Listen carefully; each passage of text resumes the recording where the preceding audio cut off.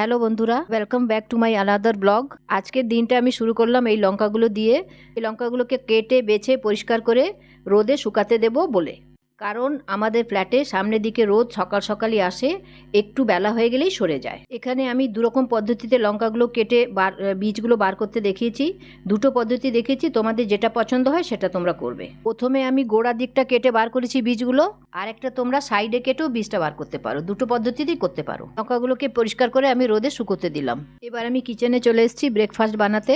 এখানে আমি শীতের সব রকম সবজি দিয়ে মেয়েকে চিড়ের পোলাও বানিয়ে দিচ্ছি। আমি চেষ্টা করি সব রকম শীতের সবজি খাওয়ার, কারণ এটাই তো সবজি খাওয়ার সময়। এইদিকে মেয়ের পোলাও বানাচ্ছি, আর অপরদিকে আমার ওটসটা ফুটিয়ে নিলাম। আমি কিন্তু সকালে ওটসই খাই। এটা আমার ওটস তৈরি করার ক্লিপ। সব রকম সিডস দিয়ে ওটসটা তৈরি করি। ওটসটা খুব কালারফুল লাগে। আজ মেয়ের পোলাওটাও খুব কালারফুল লাগছে। আজ খুব শীত তো, তাই চা আগেই বসিয়ে দিয়েছি।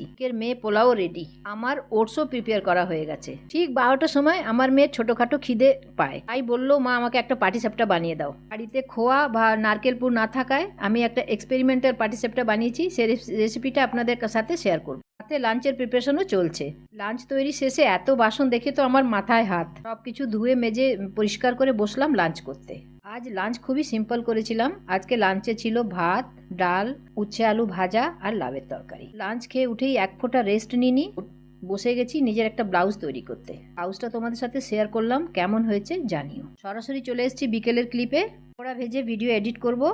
ভিডিও ভালো লেগে থাকলে লাইক, শেয়ার, কমেন্ট আর ফলো করবেন। ধন্যবাদ।